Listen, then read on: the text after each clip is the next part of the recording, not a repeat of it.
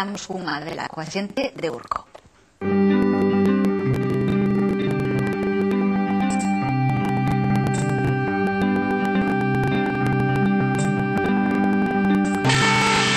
As pequenas editoras en Galiza o que queda é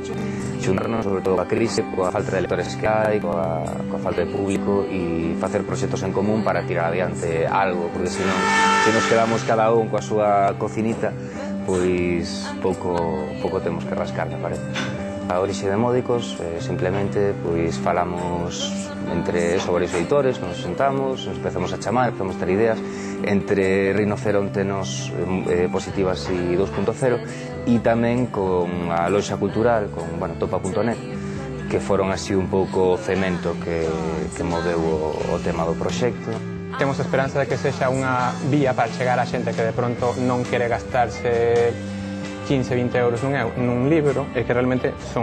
é un precio moi asequible, menos de 10 euros. Ademais, a comodidade de non ter sequera que ir á librería, xa o pides en internet, chega a tua casa e sen ningún tipo de problema. Alén diso, cando a venda, ese tipo de venda, distribución a través de internet, compaxinas con unha fabricación a demanda dos libros, na que non hai stock, aí eu creo que é onde está a chave a nova chave para o libro en papel, non ter que facer 1000, 2000, 10.000 exemplares e ter stock e vendelos e tal, sino poder irlos fabricando a medida que os demande o cliente. Temos tres liñas principais, que son literatura fantástica, logo está ciencia ficción e logo literatura gótica. Ademais diso, a banda deseñada, que tamén temos algúns títulos, a nosa liña é bastante clara ao respecto. Despois, as outras editoriais teñen unha liña un pouco máis ampla. As 4 editoriais que estamos metidos na proposta de Módicos queremos ir un pouco máis alá, non só presentar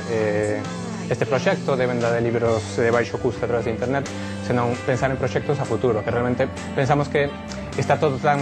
dividido no mundo de edición en Galicia, que realmente se 4 editoras pequeniñas nos xuntamos para facer cosas xuntos, penso que pode ser moi proveitoso para os 4.